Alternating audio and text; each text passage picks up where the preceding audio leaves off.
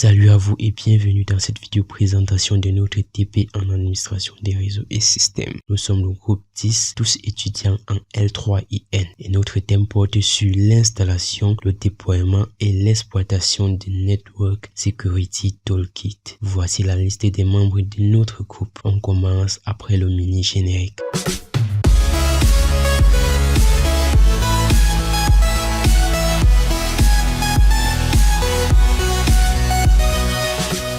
Pour la présentation de notre travail, nous avons choisi parmi nos membres 3 personnes qui vont se charger de tout vous détailler. On est lancé. Salut à tous, bienvenue dans cette nouvelle vidéo. Aujourd'hui nous allons parler de Network Security Toolkit. On va montrer son installation, le déploiement.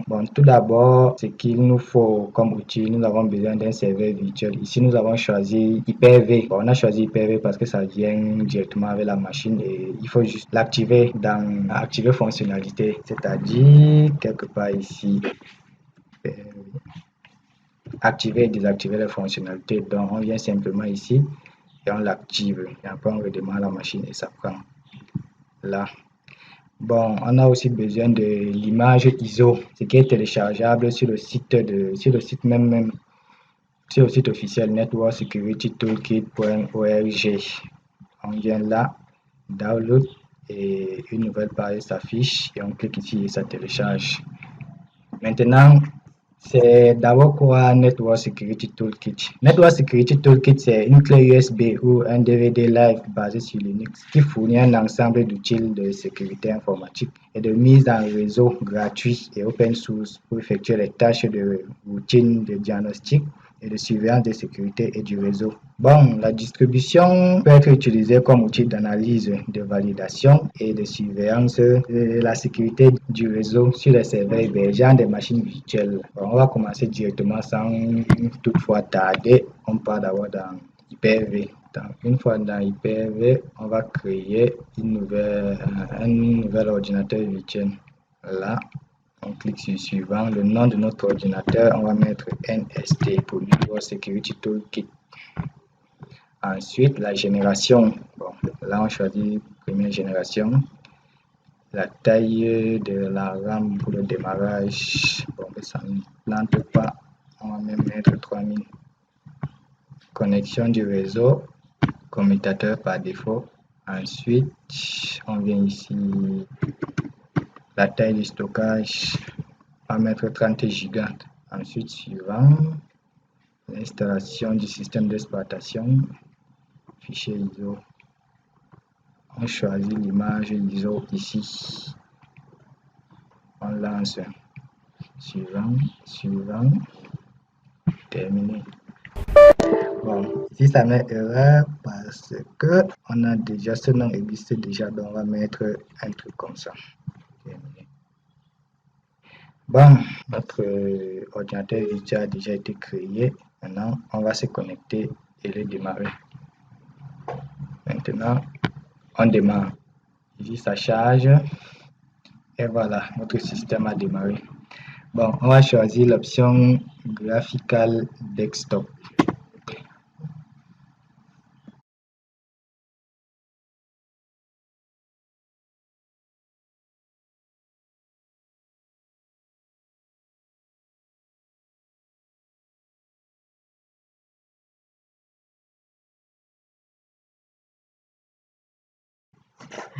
Voilà, le chargement est fini. Ça nous propose d'abord une interface d'essai. On peut l'utiliser comme ça ou encore si on veut, on peut y venir l'installer ici. Voilà. C'était la présentation. Pour la suite, nous allons continuer avec l'installation de Network Security Toolkit. En cliquant sur Install Network Security Toolkit, nous allons patienter. Bien. Cette fenêtre nous demande de choisir une langue avec laquelle nous allons continuer la suite du processus d'installation. Dans notre cas, nous allons choisir le français. Vous êtes libre de choisir soit le français de France, Canada, Belgique. Nous allons choisir pour la Belgique. Cliquons sur continuer. Voici dans les options, il y a les options sur la localisation, système et paramètres d'utilisation. Bon, vous-même, vous savez que quand vous voyez le rouge quelque part, c'est pas signe de bon augure. Nous allons cliquer sur installation de destination, choisir 30 et en tête, ce qui va prendre en compte tout l'espace sorti. Voilà. Le temps d'enregistrer, vérification, configuration, partitionnement automatique sélectionné. Maintenant, nous verrons là, mot de passe administrateur. Nous allons définir un mot de passe.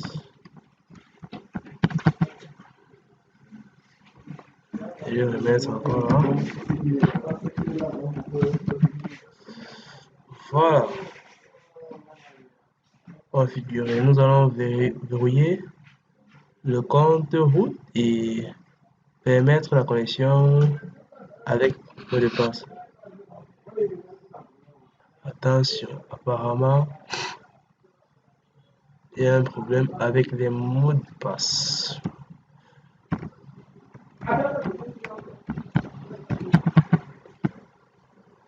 Ok.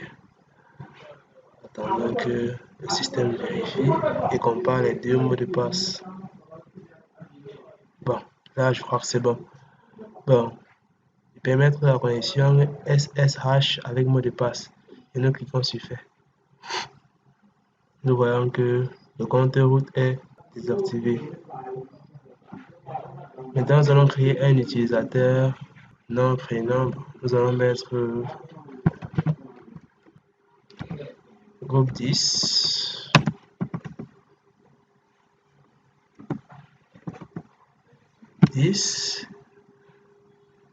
Nom d'utilisateur. Bon, mettons route.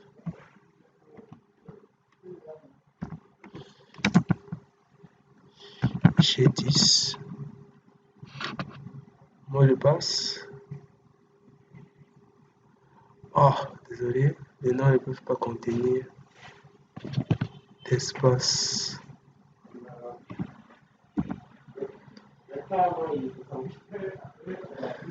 Remplissons le champ mot de passe. Nous allons remettre le même mot de passe entre tout à l'heure lors de la configuration du verrouillage. Voilà. Et encore là, nous cliquons sur fait.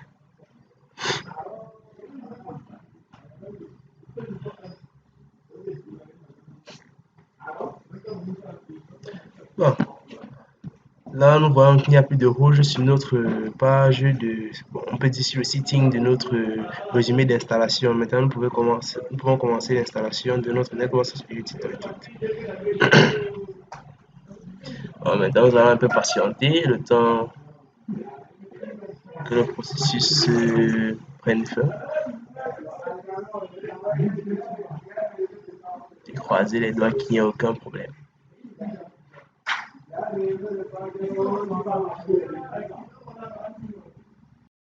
Notre installation est terminée. Nous allons cliquer sur terminer l'installation et attendre. NST est maintenant installé et est prêt à être utilisé. Allez-y et redémarrez votre système pour commencer à l'utiliser. Bon. Nous allons redémarrer notre système.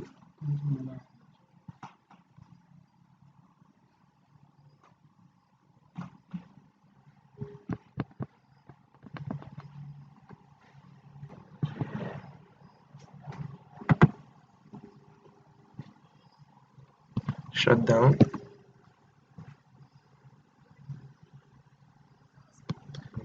Restart.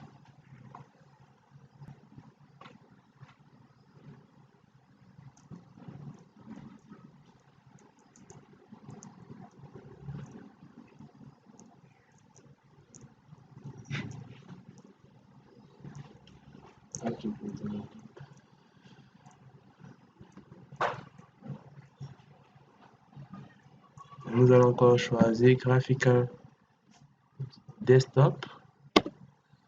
Entrée.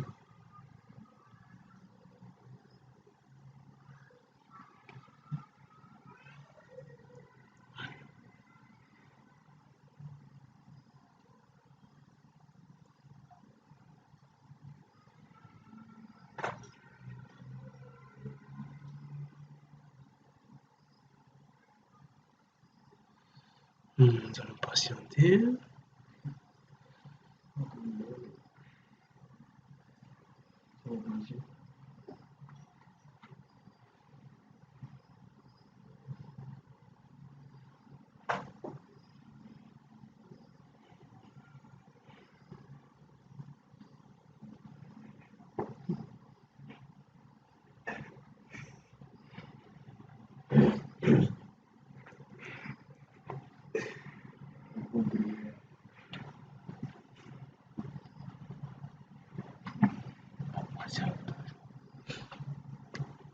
Patiente toujours. Non, il faut que tu aies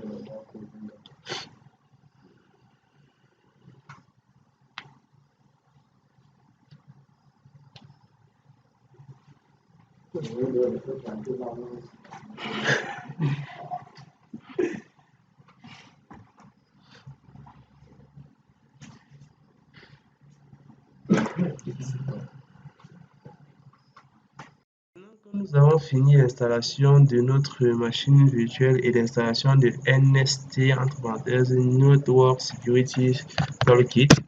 Nous allons continuer. Voici dans l'interface de notre machine virtuelle NST.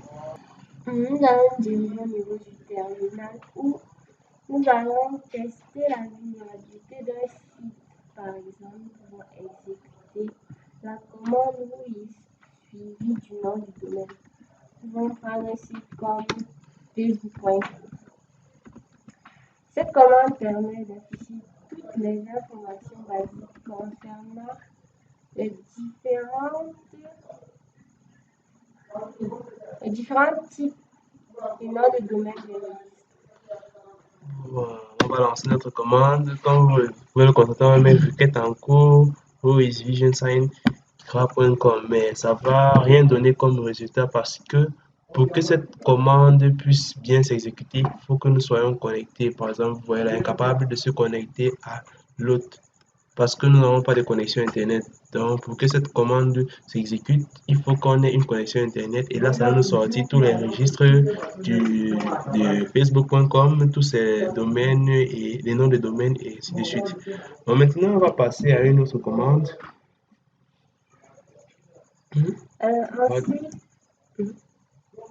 Ensuite, on exécute la commande host pour trouver l'adresse IP de notre site. Nous pouvons toujours choisir le même nom de domaine facebook.com.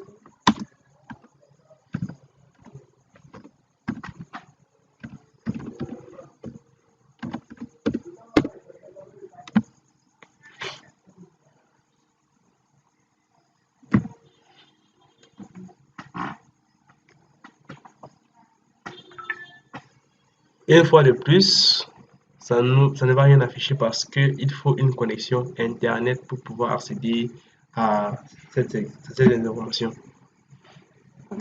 Oui. Bon, ensuite, pour connaître l'inventaire d'un réseau, c'est-à-dire afficher tous les services qui s'exécutent dans le serveur, on exécute la commande nmap. La commande nmap. Donc, si c'est que vous avez votre réseau et que vous voulez connaître quels sont les différents processus qui s'exécutent sur votre réseau, vous tapez la commande nmap et vous exécutez. Bon, là, nmap vous propose les différentes options qu'elle a. Donc, du genre, vous pouvez taper nmap suivi par exemple de -f et vous, excusez-moi, F majuscule. Et vous voyez ce que ça fait. Par exemple, vous pouvez taper la commande nmap